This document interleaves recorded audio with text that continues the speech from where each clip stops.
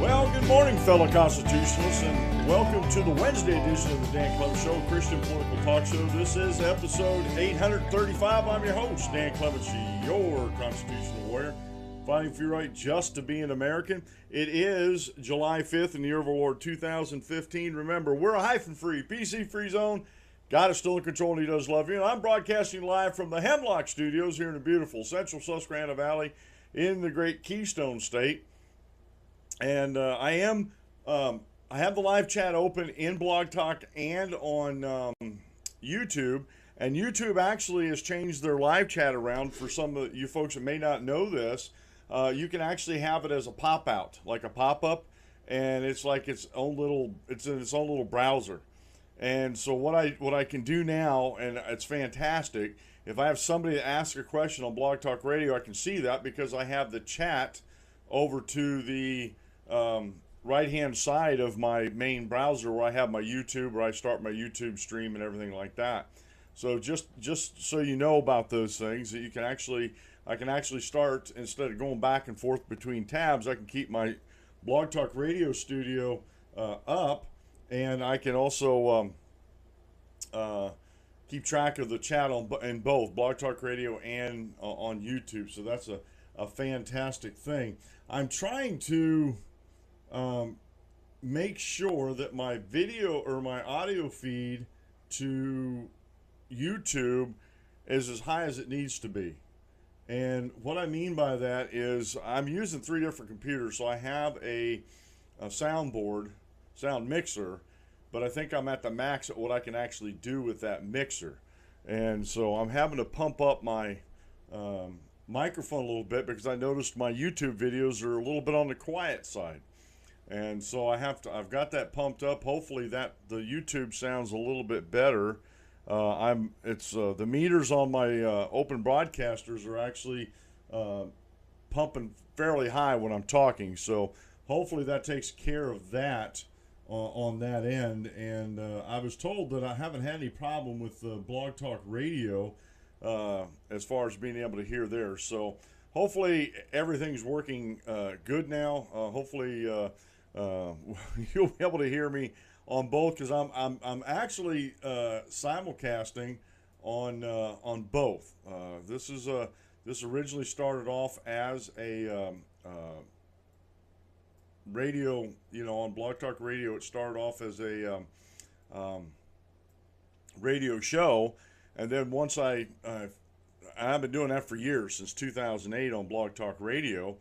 And I decided that I needed to get into YouTube. There's bigger audiences at YouTube. Not saying Blog Talk Radio doesn't have big audiences, but it seems like the dynamic is changing. It seems like things are shifting over to the visual and audio combined, and YouTube's a very, very big part of that. So I just, I'm excited about this platform, and on the same hand, I'm a little scared because. And I know, I'm a realist. I know that I've just only started on YouTube. I have only, probably still less than 100. I have to go back and look, but probably still less than 100 videos on YouTube, or maybe a little bit more. I'm not sure. But as far as show episodes, I know I have less than 100, and that's still a baby in terms of YouTube.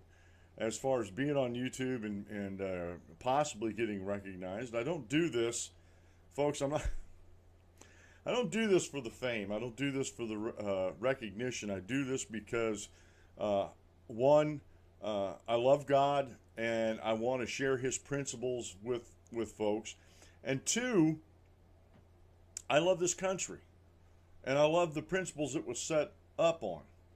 Now, we talked about this yesterday. We're the individuals who created the Committee of Five, along with Thomas Jefferson and everything, who was part of that Committee of Five. He made up the five. Were they perfect human beings? No. And as a perfect human being, I have access to the perfect Word of God, but that Word in and of itself doesn't make me perfect. Me practicing what God wants me to do, me living my life by the Christian principles that are found in the Bible, that makes me more perfect. I'll never see perfection this side of heaven. But as I mature, and perfection, as defined in the Bible, is you have all the parts that you need to be whole. Now you got to put them together and get them all functioning together, and that's exactly what he talks about in the Bible. Perfection can be another term that's used in translation is maturing. You know, we know more now than we did yesterday, and hopefully we're applying the good stuff more now today than we were yesterday, to try to be better human beings, better Americans, better Christians, the whole nine yards. And so I do this because I want to help people understand the truth. Okay, so if I make a misstep, if I define a word wrong, that is just showing my imperfections, and I try not to do that. And I don't. This is one thing that they tell you to do, is to go back and re-edit your videos. And I have done that. YouTube affords us to go back and do some editing on our videos, but I don't like doing that on my live feeds. I really don't. This is me in the raw, folks. And I try to do the best I can, just like what I was just saying. I consciously try not to do that. Most of the time I'm trying to just stop talking instead of trying to add words in to fill the blanks. So that's something I still work on. I think a lot of folks that talk on either radio or do a YouTube channel like this, I think they struggle with that. As the years go by and you perfect your craft and you perfect your how you say things, and you sort of retrain your mind, that those things get better and better and better. So I just want to tell you, we are constantly and I say we accommodatively. It's me, myself, and I, and YouTube. I got to give YouTube kudos, because I wouldn't have the setup that I have here right now, and it's not complete. I don't know if it's ever going to be complete. Even when I get a staff and start doing something in a regular, set up a studio and do things even better in a studio, I don't think it's ever going to be complete. But the program has matured. You can actually say, hopefully, you can say that this program has matured over its run so far on YouTube, on Blog Talk Radio, the whole nine yards. Hopefully, you can say that it has matured. Okay, and I have entitled the show "In Matters of Opinion," because there's a story about a little baby over in England that just makes me so mad about the whole ordeal. I didn't include this. We're going to talk about a little bit about freedom of speech, and I just want to make a note to make sure that I'm getting this. Freedom of speech in Germany, and there's a new law in Germany that is curtailing freedom of speech, and they're going to fine companies like Twitter and Facebook millions of euros for violations of this. And I don't, real quick here, and I'm not an expert on international law, but I don't see how me sitting here in the central Susquehanna Valley putting out what I consider not to be hate speech at all. I'm putting out bolstered opinion. I put out facts. I give you stories. I reference them. I tell you that there's other articles in there you can go read and look and see where I'm coming from, or see what I'm talking about as far as if I'm doing a rebuttal video or something like that. And just because someone might take offense to it, they could say that what I'm doing is hate speech, and what I'm participating in is hate speech. And that's where we get down a slippery slope when it comes to freedom of speech. And this idea of hate speech is very subjective. I've actually asked people to, and I've been told you can't prove a negative, but you can back up your opinions. You can give some, just like real quick here, and we're going to talk a little bit about voter fraud today and election fraud. And I've been told by libertarians and stuff like that, I said, well, all you folks say that there's no voter fraud, prove it. Well, you can't prove a negative. Okay, so you say you can't prove a negative, but let me ask you this question. If there's no voter fraud, you guarantee me right now that there's no citizens, there's no non-citizens voting, there's no folks, there's no citizens with felonies that aren't allowed to vote voting. And there's no folks that are registered in one state and voting in another state and possibly going back and voting in another state. We don't know. You guarantee me that that's not happening, and I'll believe you that there's no voter fraud going on. I put that out on social media, and there has been stunned silence. I don't know if they're thinking about it, if they don't know what to say. So if you can't prove a negative, then guarantee me that what you're saying isn't happening is not happening. You guarantee me that that's never happening. And we'll get into that story here today. Um, GearXX. It's an affiliate marketer of mine. You go to the danclemenshow.com and click on the GearXX widget.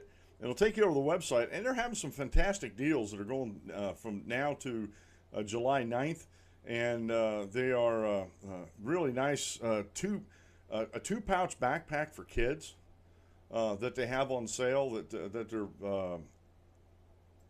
oh, I started up the wrong thing. I forgot. I needed my mail handler up, and I'm switching back over to Mozilla Thunderbird. Anyway, they have some great deals going on through July the 19th. 16-inch Sport Pack 2-pocket backpack for $7.99. They got 6 pairs of kids athletic performance crew socks for $7.99. They have things for your garden like solar 3-pack solar butterfly garden lights. They have a 3-pack of clip-on mosquito fan circulating repellent kits, and they're for $12.99. And the deals just go on and on and on. And there's a whole bunch of deals going on. There's things for the ladies. There's a 3-pack of women's flowing solid color cover-up sundresses by Raphael Collection for $17.99. They're like things you put on over your swimsuit and stuff like that. And really good deals and really nice looking. They have a 6 pair of Bell's Woman No Show America socks for $6.95. They're the ankle socks. My daughter has a bunch of these ankle socks that we call crazy socks. And if you like what you hear on the show, you want to help support me, go over to the danclemenshow.com and click on the GearXX XS widget and do some of your shopping. They have some great deals over there. I'm ordering some stuff there to check out the quality of the stuff. But I've been checking out some of the stuff that they're selling, and it does seem to be of good quality. They get good reviews on things. So if you want to help out the show, go over to the danclemenshow.com and click on the Gear XS widget. That's like tongue twisters. How much wood could a woodchuck chuck? A woodchuck could chuck wood. You got to get your tongue out from behind your eye teeth so you can see what you're saying, folks. Today's Bible reading. Today's Bible reading comes from the Gospel of Mark, chapter 7, verses 21 through 23. For from within, out of the heart of men, proceed evil thoughts, adulteries, fornications, murders, thefts, covetousness, wickedness, deceit, lewdness, an evil eye, blasphemy, pride, foolishness. All these evil things can come from within and defile a man. And these are the words of Jesus Christ here, and he's talking about evil things. And we choose. We choose to let these things out. We choose to follow these things. It's our choice. There's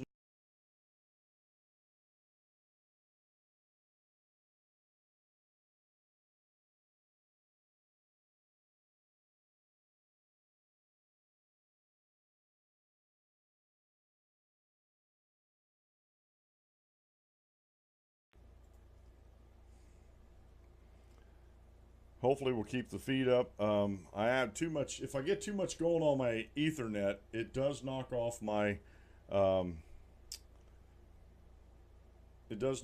streaming.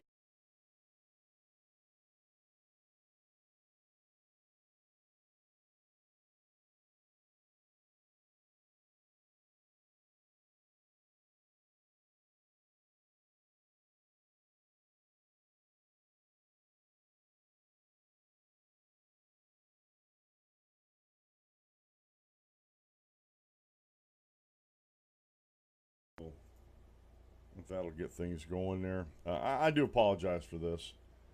All right, that looks pretty good. Okay. So it seems like we're back up and running again. There will be a couple blank spots in there. I do apologize for that. Those type of things, I actually go in and try to edit those little blank spots out of the YouTube videos on YouTube. All right, today's quote meal is from John.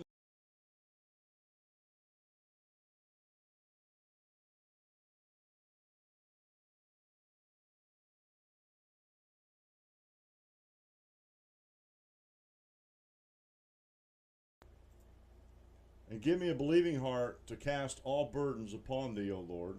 And that's by John Balalee. And again, I'm having some issues with my streaming video, or my streaming computer, and my production computer talking.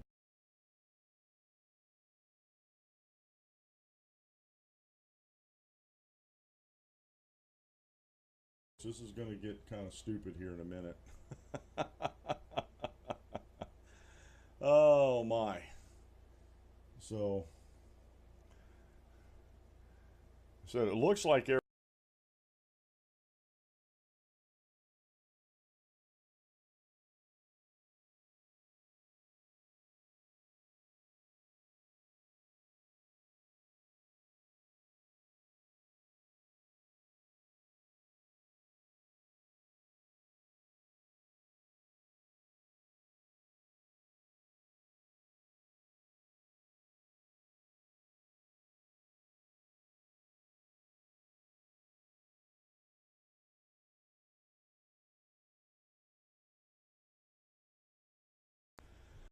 refreshed everything again and see how it goes. Okay, hopefully that'll work.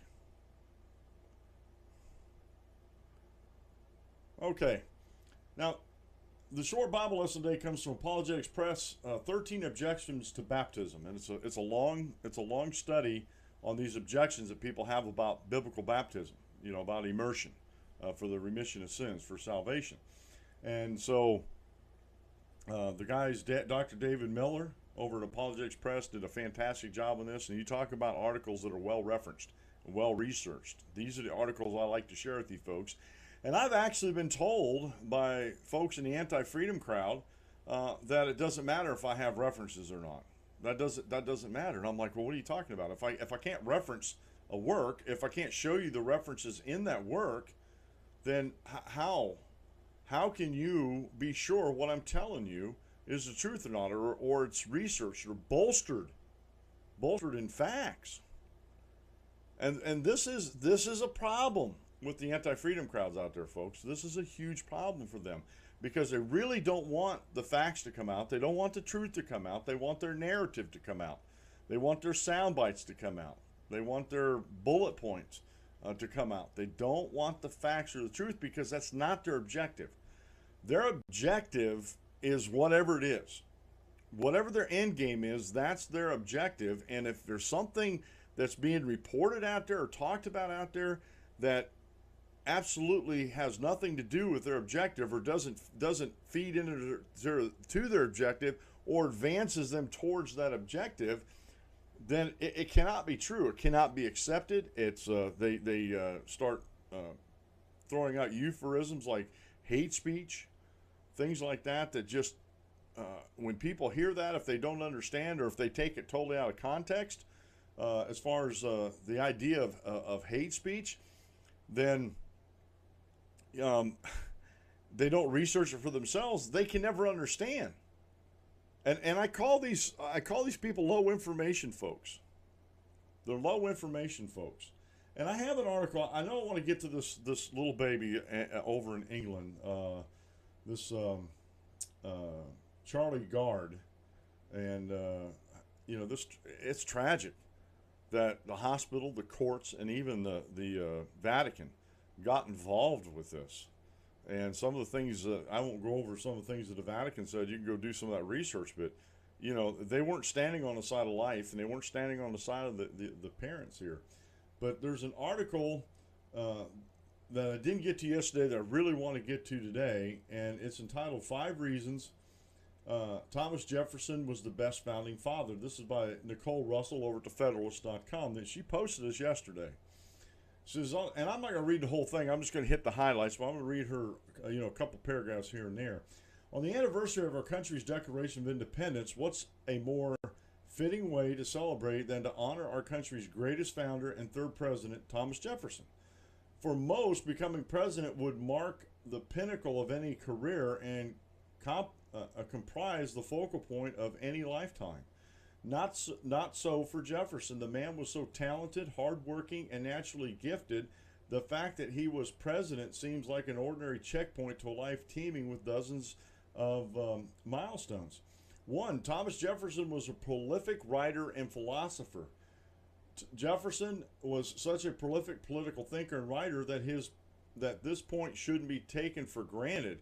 He, along with a handful of other visionaries, dreamt of a form of government that had never before been implemented. Influenced by John Locke, Francis Bacon, Voltaire, and other political philosophers, Jefferson became a primary author of what's arguably our nation's most important document, the Declaration of Independence, as it declared the United States an independent nation. Two, Thomas Jefferson was a true Renaissance man.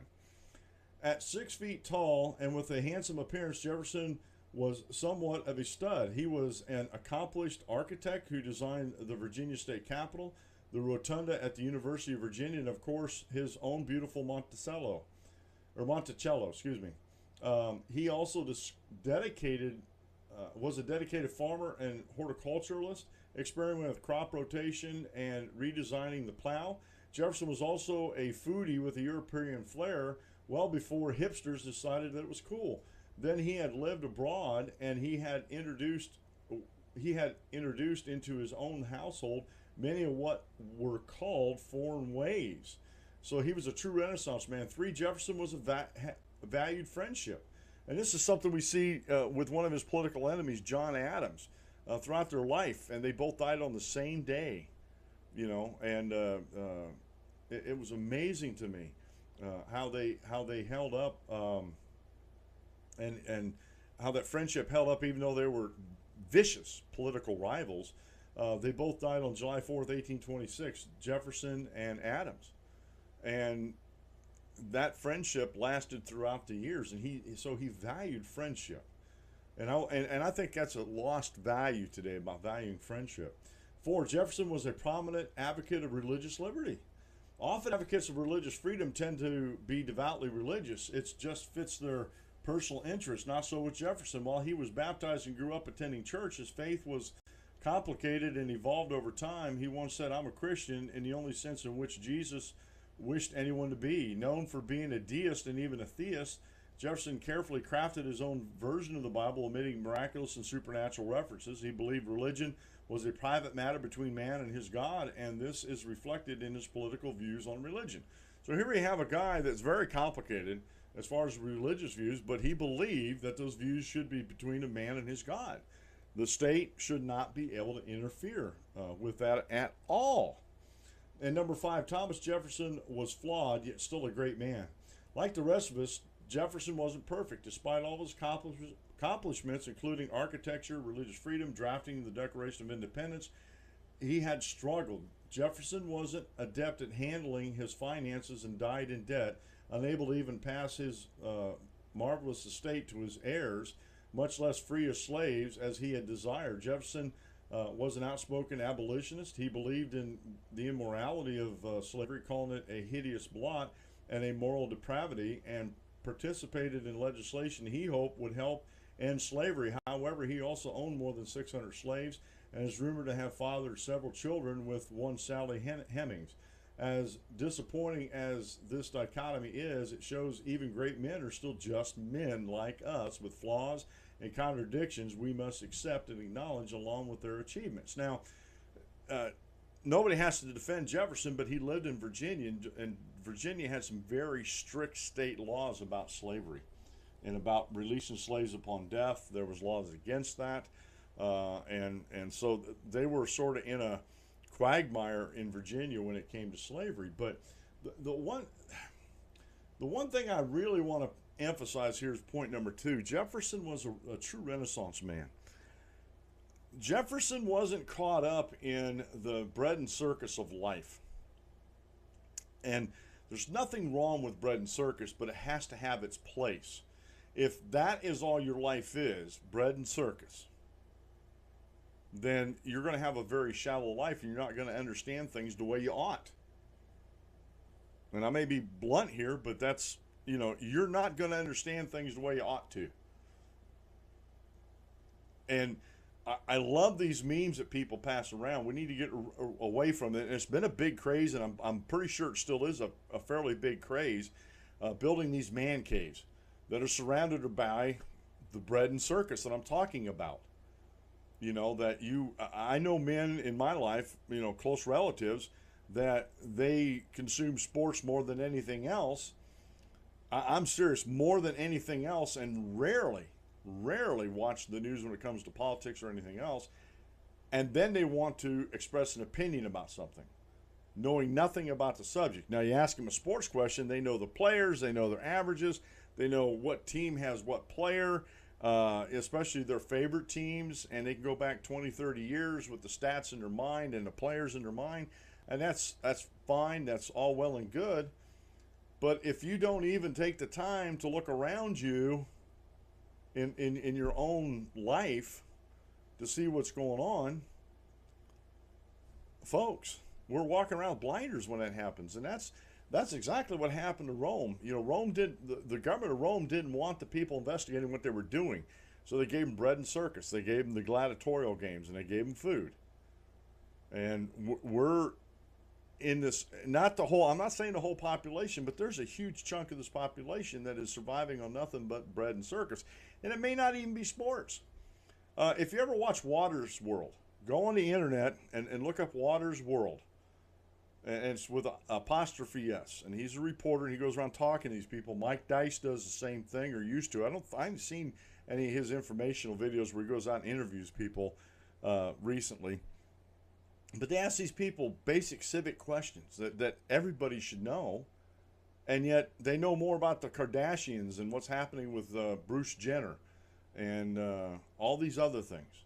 They know more about what's happening there than they do with things that actually affect their lives. Whether they know it or not, politics affects every citizen's life here in the United States of America.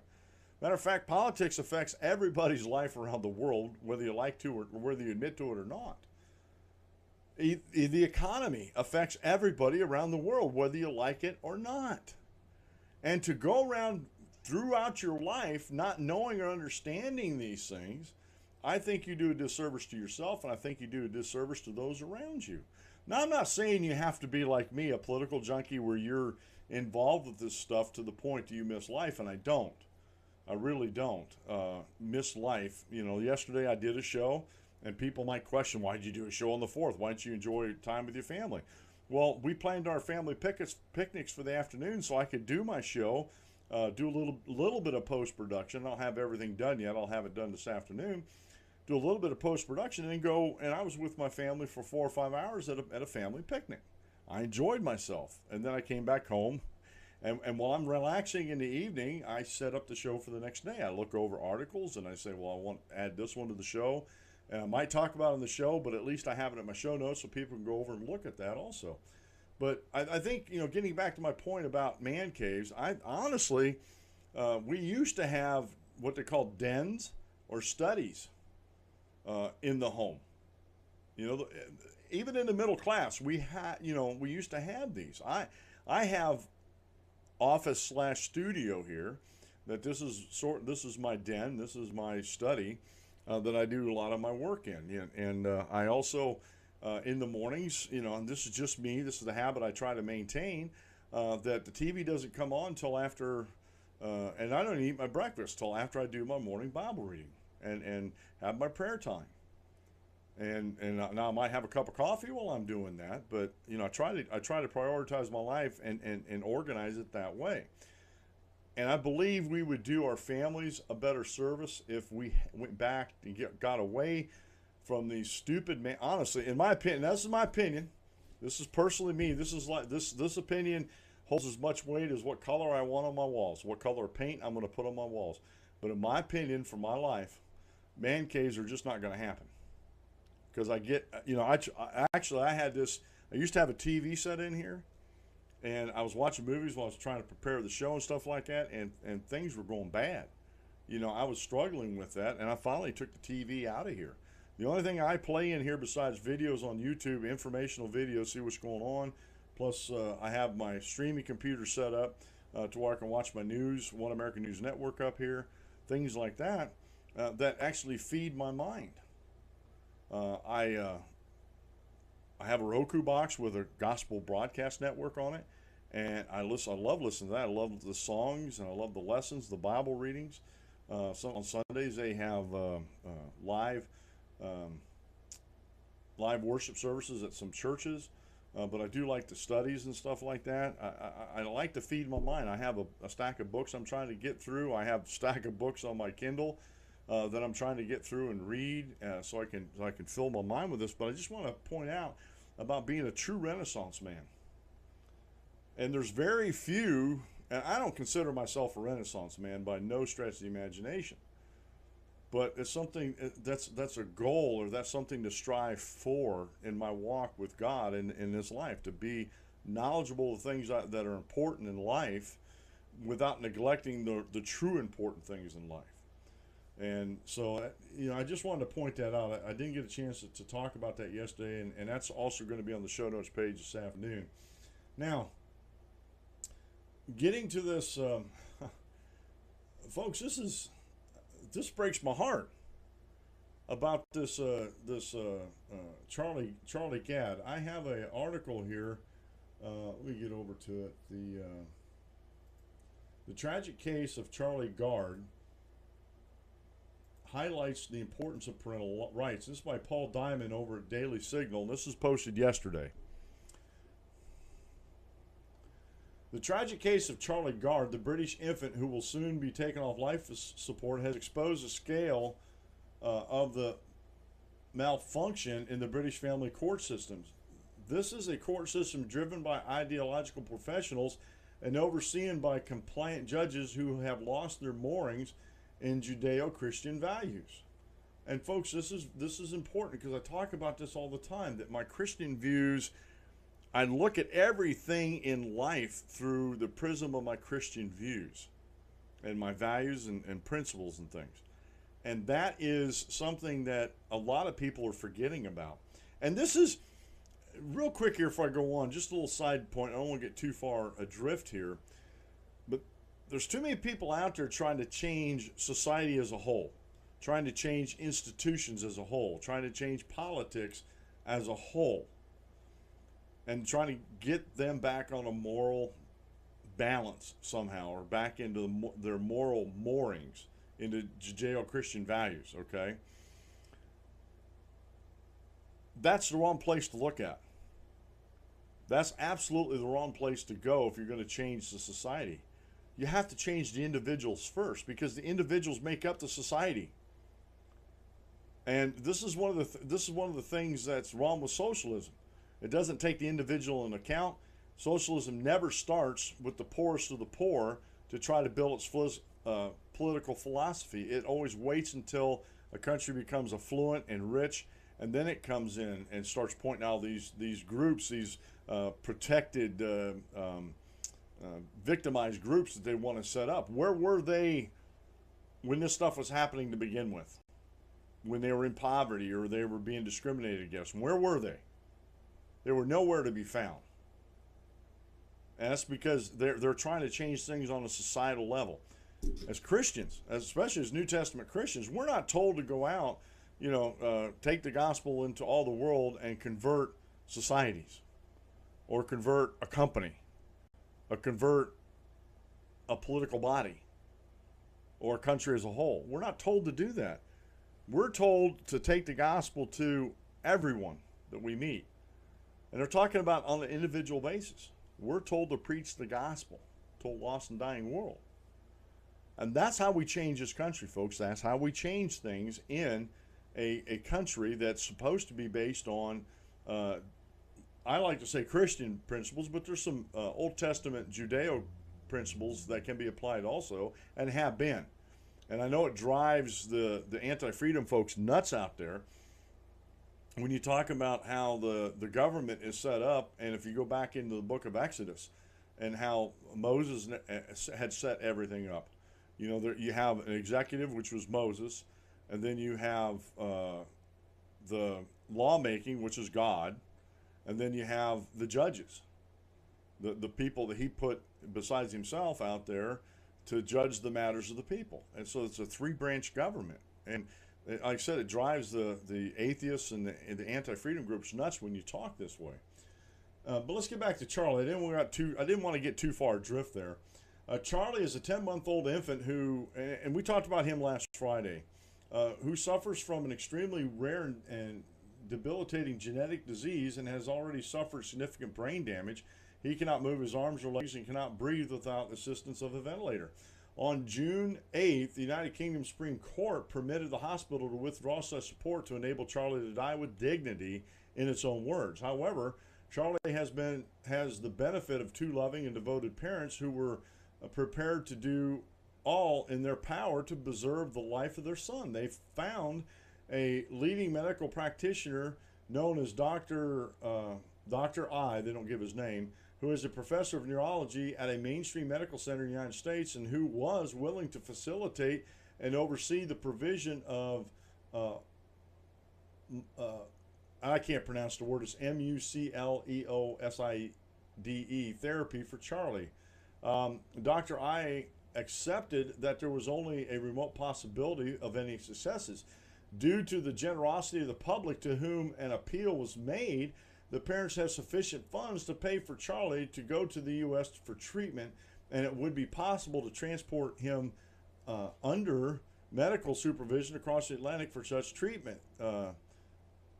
Nucleoside, I'm just going to try to pronounce this, is a new therapy which, with uncertain results, but it was at least a hope for Charlie. However, Justice Francis held, accordingly, the entire highly experienced UK team, all those who provide second opinions, and the consultant instructed by the parents in this proceeding share a common view that further treatment would be futile. For the avoidance of any doubt, the word futile in this context means pointless and of no effective benefit.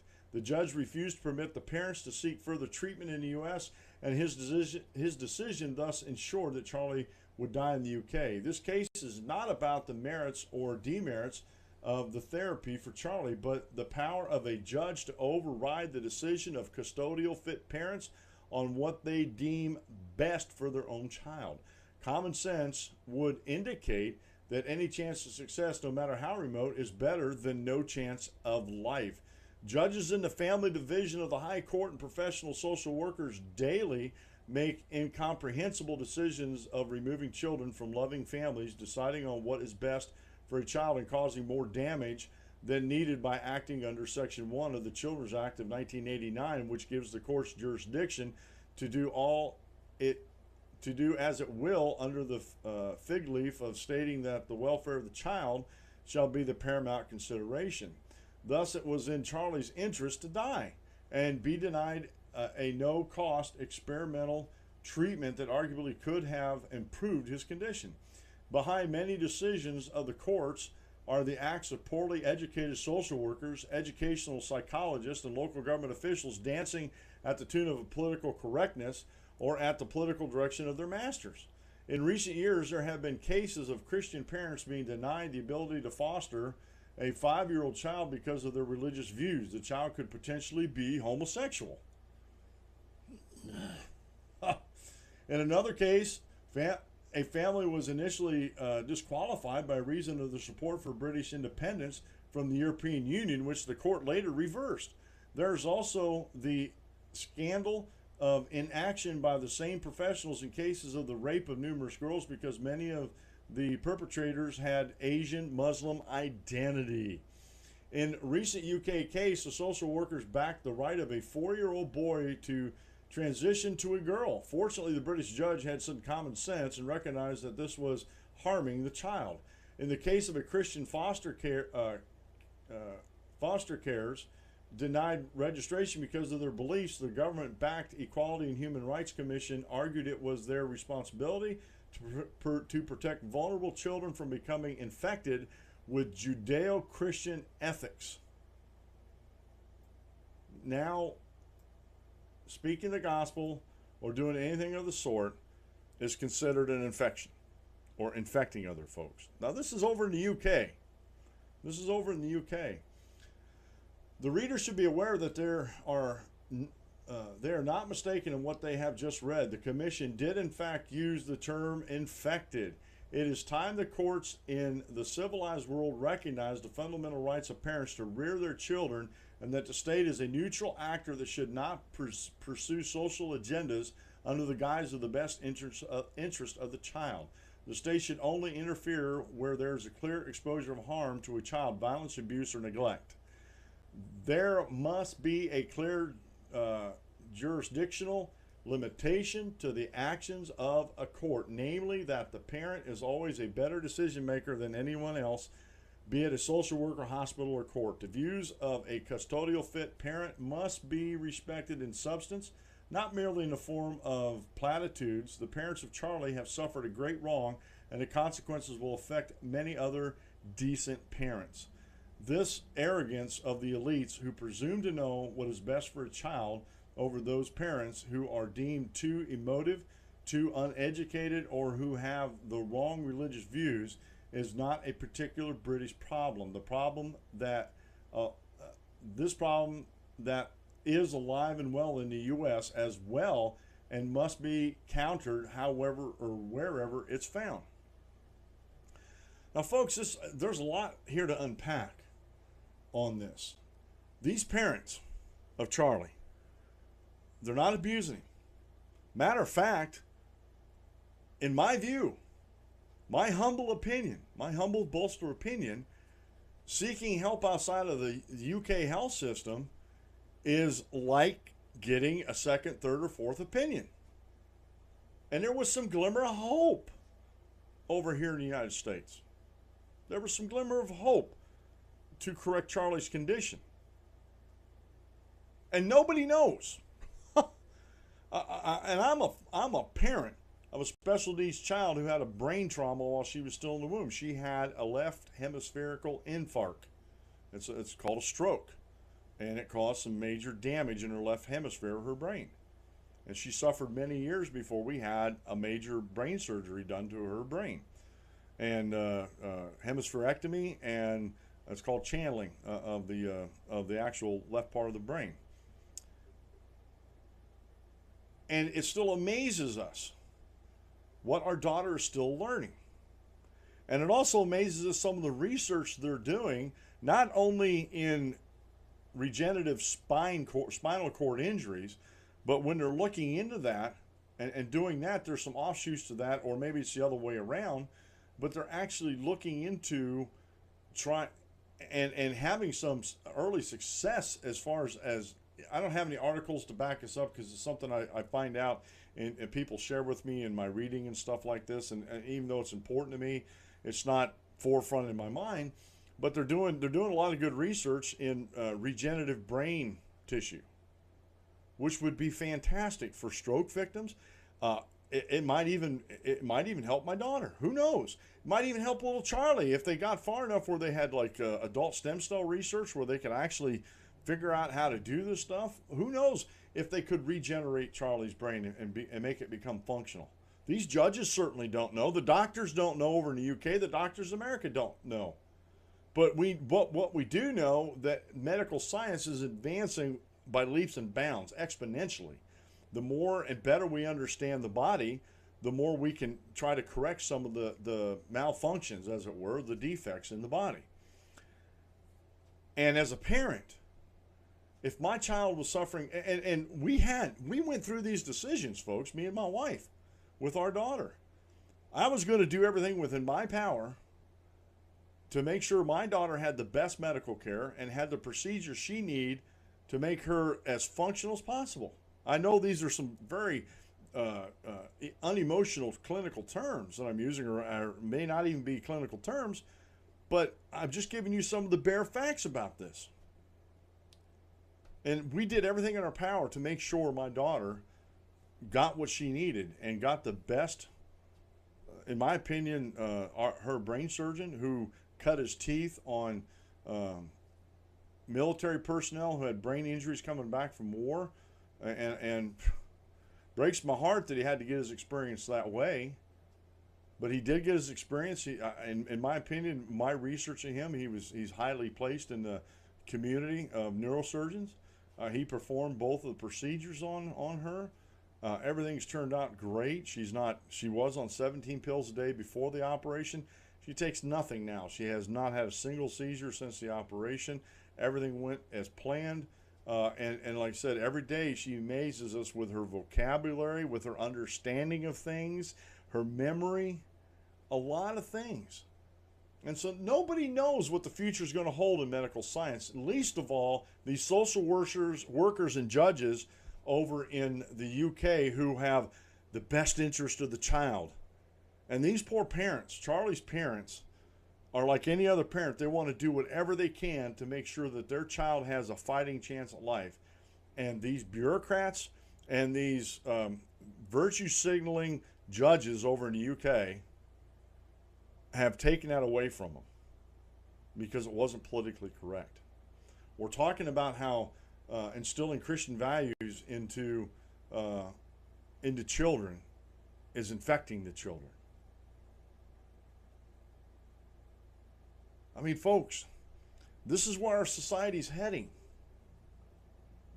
It's heading to literally America and Western civilization is heading to hell in a handbasket because of political correctness that we don't allow on this program, because of this virtue signaling that we don't allow on this program.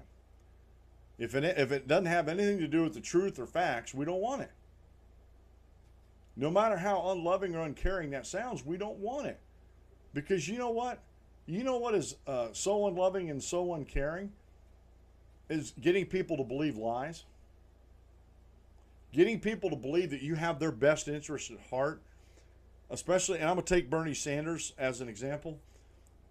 He goes around and people believe that he has people's best interest at heart. And those are just words. Those are just words that are proceeding out of a man's mouth. Out of a fallen human being. I'm fallen, you're fallen, everybody's fallen in the eyes of God. Look at his actions. How many houses does he own? How much money's in his bank account? See, there's two totally different subjects. He's a public figure. He's a politician that's elected. And he's a senator of the United States of America. And he's a senator of Vermont. When he was asked direct questions about investigations, he deflected. He would not answer them because he thinks that he's above everything else. He's above that reporter. He's above those type of questions. His actions speak louder than his words. And we have to recognize that in people, folks. We have to recognize that there are people out there that are trying to restrict our freedoms and restrict our liberties. These judges over in the UK and these social workers restricted the freedoms of Charlie's parents. Restricted. It wasn't going to cost him a dime. They had a GoFundMe page that had close to €1 million in it, or £1 million in it, to cover the medical expenses, the flight over to America, their stay over here, and everything. And yet it was denied because they knew better than the parents what was going on. And I wish I had the research staff to do this, and I do not. I wish we could find out, and I don't want to do this and expose names or anything, but I wish we could find out some of these judges, if either them or one of their loved ones had a special needs child that was born and didn't do everything within their power to make sure that that child was taken care of. If it needed a medical procedure to make the child, and I hate using this term, but it's accurate, to make the child more functional or to save the child's life. I wish I had the research staff to go research these folks. Honestly, I do. And I hope they're not being hypocritical. I hope they're holding themselves to the same standard. I hope they're holding themselves to the same standard as everybody else, or the people that they are holding up as a standard. You know, these standards we're going to hold. We have the best interest of the child, the doctors said. I can't tell you how many times doctors have been wrong. You talk to a surgeon, how do they have 100% survival rate in surgery? Can't guarantee it. They'll even tell you there's a certain percentage that this may not work. that the person could die on the table, as it's called. So they can't give you those assurances. They're not gods. They are human beings, with extraordinary human beings in my mind, as far as doctors, with the amount of information that they have and the amount of training that it takes to become a doctor. Is extraordinary, and I applaud them. But they're still fallible. They're not 100% accurate all the time, because each individual is unique. Medicines that work on me may not work on somebody else for a condition I have, and vice versa.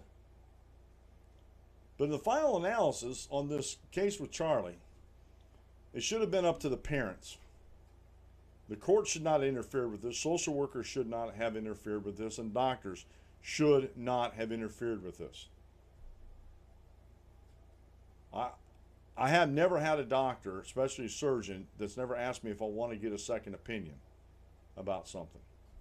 Whether it was my gallbladder surgery or an incisional hernia repair or whatever. If I want to go get a second opinion with my daughter's surgeries, I never had a single surgeon, doctor, or anything, never discouraged me from getting a second opinion if I didn't agree with what they said.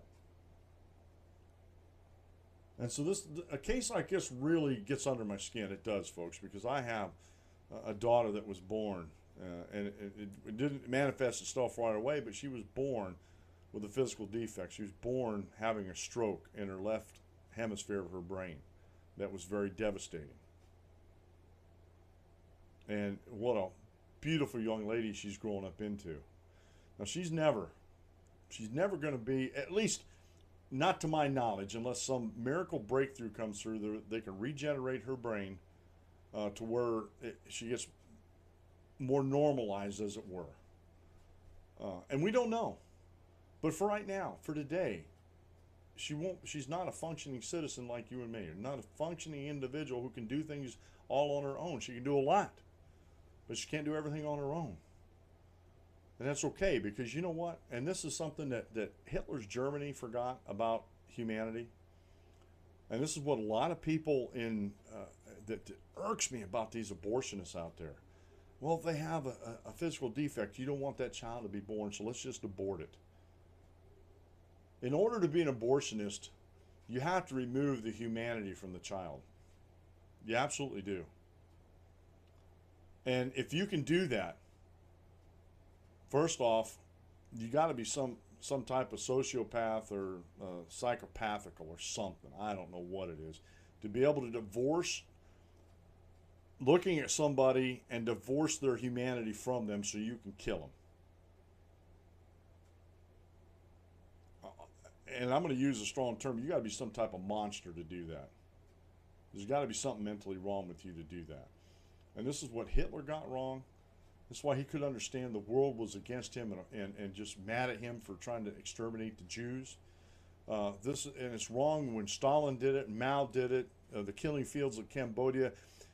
Any genocidal maniac in the history of mankind, the Armenian genocide with the Ottoman Turks.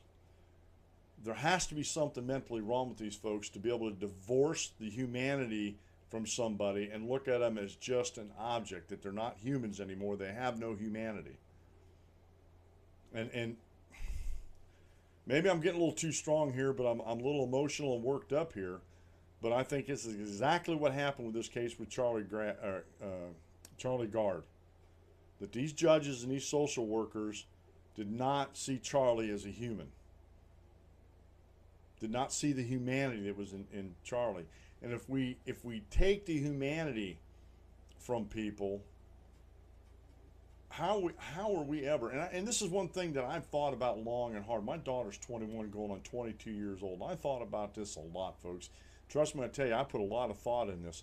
One of the reasons, people say, well, why does God allow these children to be born this way? Why does God allow these sufferings to happen?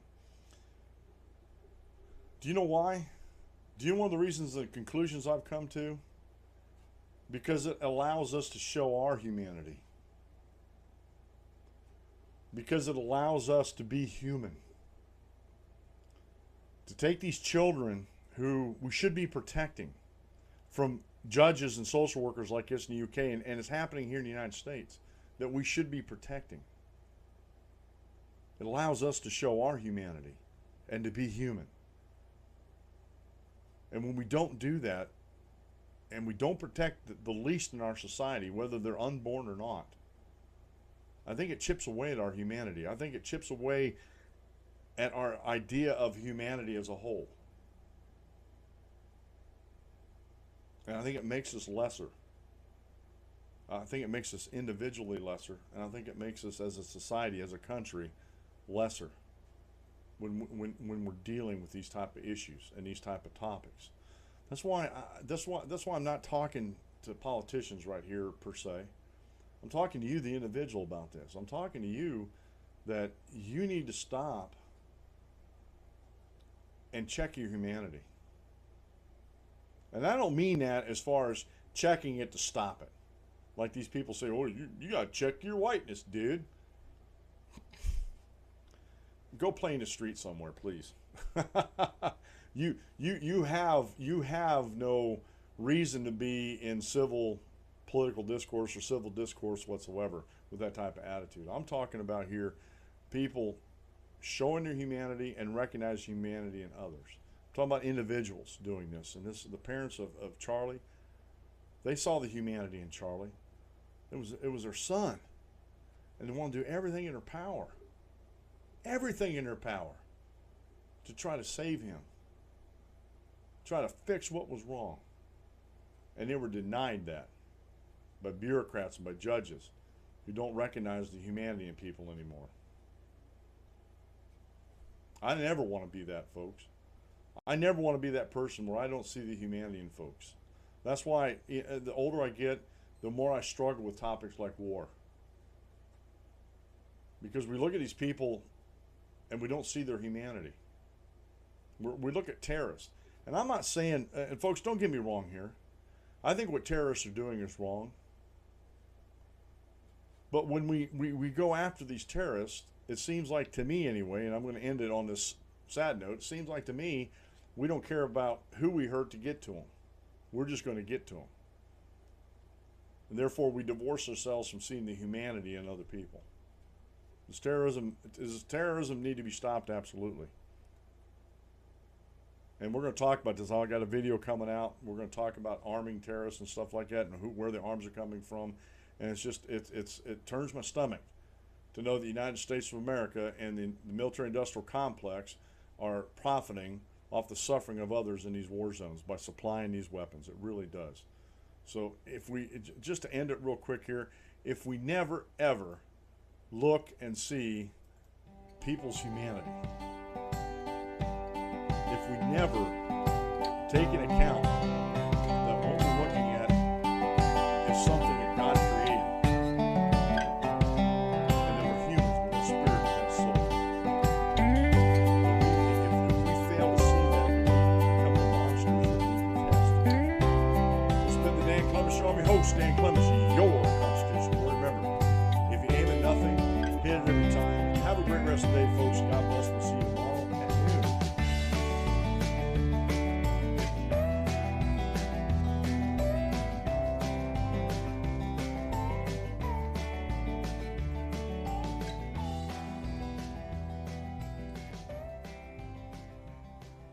Thank you for using Blog Talk Radio.